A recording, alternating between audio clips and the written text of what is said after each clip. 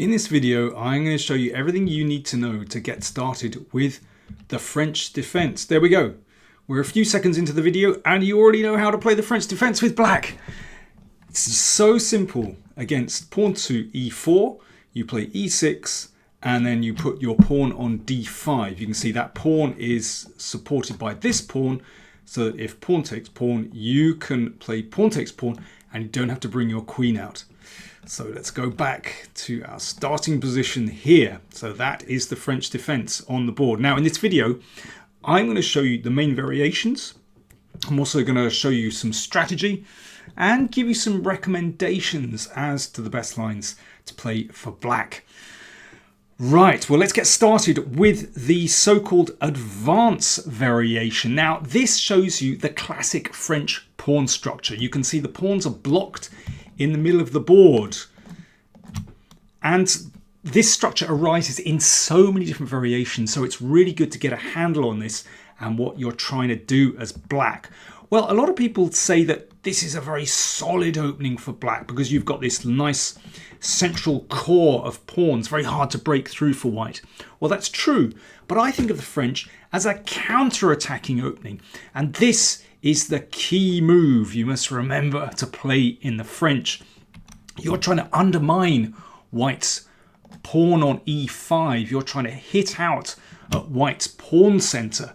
So normally white protects that so that this pawn can be recaptured here. But you see, we're already putting pressure on that pawn. This is absolutely vital. And we're going to be playing on the queen side mainly. So for example, if the bishop comes out to d3, now this shows white's attacking potential. That bishop is on a nice diagonal.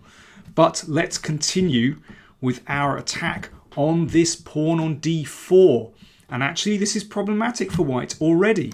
You see, that can't be defended by the bishop because of queen takes pawn. And this attack on the pawn on d4 is so common in so many different variations of the French. Let's just go back right to the beginning and see that again. So pawn to c5, here, knight out, knight here, bishop there, preparing to bring the rook over. Now let's say white plays the bishop to e2. Now that's better because now the queen still defends.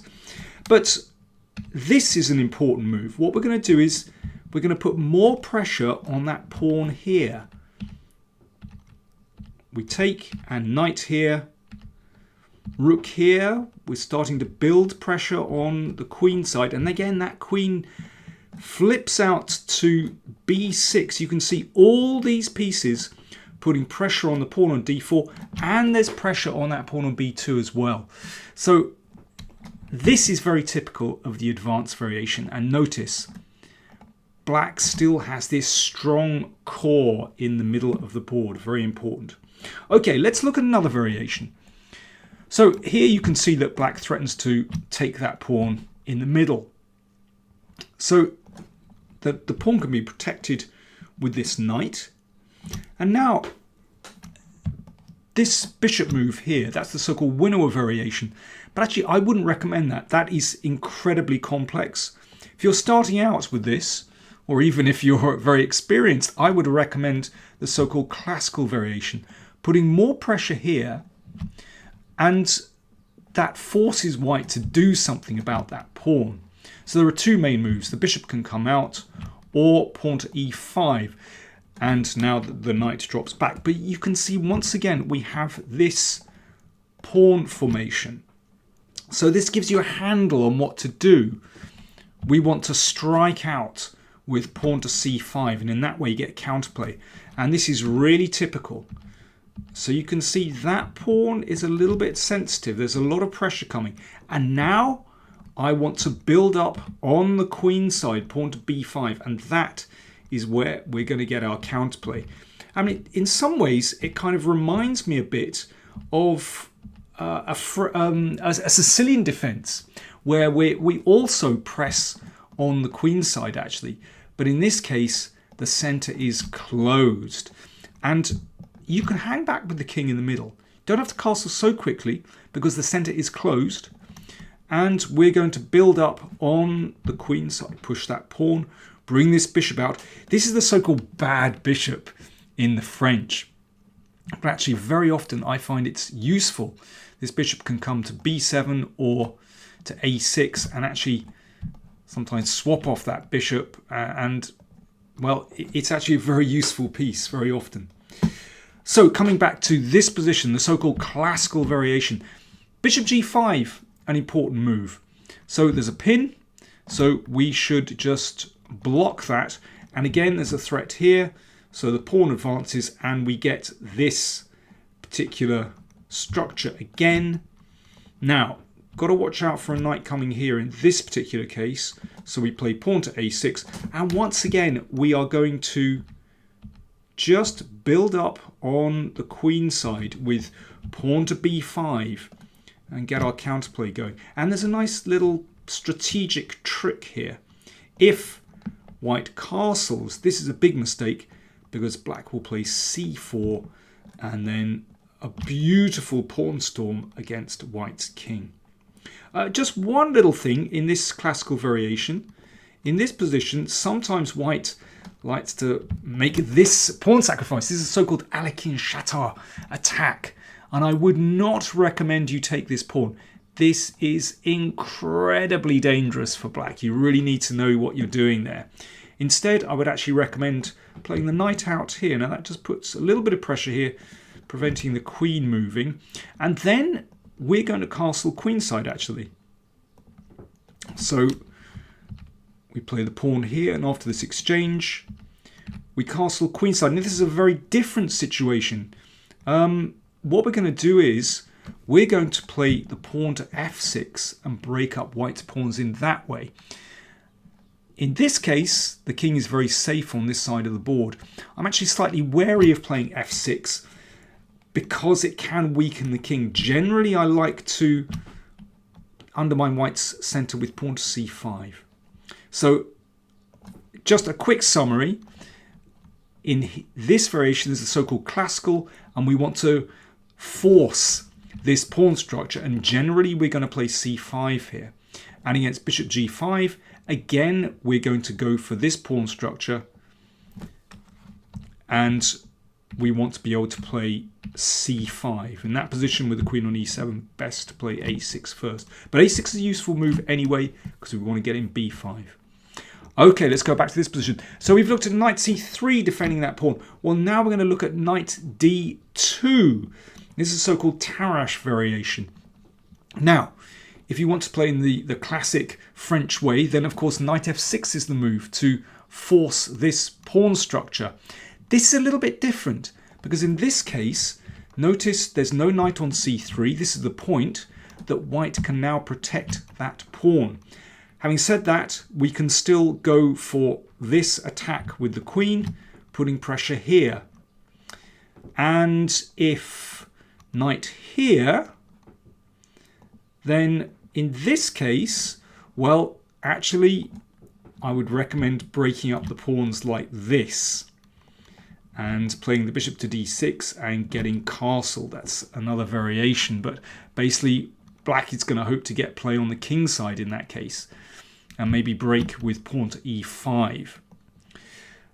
There's another variation here you need to be aware of, and that's pawn to f4. So very similar to the classical, but in this case, yes, white is supporting that pawn there, but here we're going to attack that center with all our might. And if bishop d2, there we go, that pawn drops. So the king moves to f2, and now we're going to strike out with f6 and then g5. And this is absolutely wild, really wild position. This is fantastic fun. But essentially, just summing up, here we're still going to go for c5, and we are going to go to attack that pawn on d4, and sometimes we can break things up with f6. Incidentally, there are other ways to play against the Tarrasch. I always like to play with c5 actually, because I feel that the knight isn't putting much pressure on the center. This is my favorite way of playing. And you get very clear, simple classical development. We want to play bishop d6 and getting castled. So if those positions seem too complicated in the other way, then I think this is a very straightforward way for black to play. I've always really enjoyed playing like that. Right, back to this position. We're at move 2.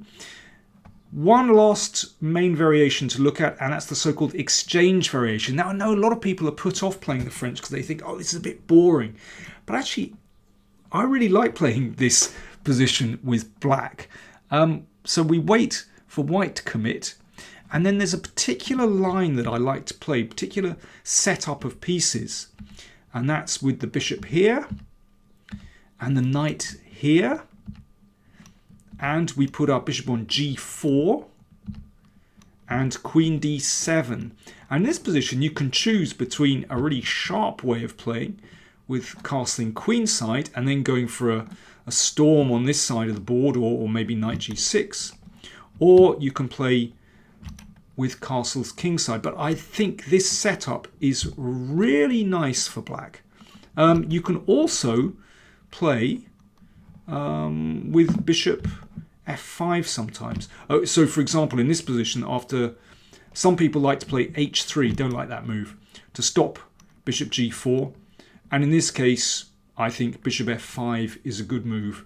Again, followed by queen d7, and yeah, you often have a choice of kingside or queenside castling. So I don't think this exchange variation is anything to write home about. Of course, white can play knight f3 first, but we can play knight c6 and still go for this setup with bishop d6 and knight e7, or indeed go for bishop g4 first. Right, there we are. So I hope that has helped you. That should be enough to get you started with the French. Just remember, the French is a counter-attacking opening, and when your opponent has this structure, we want to counter-attack with pawn to c5 and try and hit out at that pawn on d4, undermining the pawn on e5. If you want to know more about the French defense, then do please check out the French playlist. If you're a Patreon subscriber, if you sign up to Patreon, PowerPlayChess Patreon, then you can find a playlist with lots of French games where I talk through strategy in far more detail, of course. So do consider becoming a supporter of the channel and become a patron of the channel. You'll find details in the introductory video, and you'll find a link down there in the video description. Thanks for watching.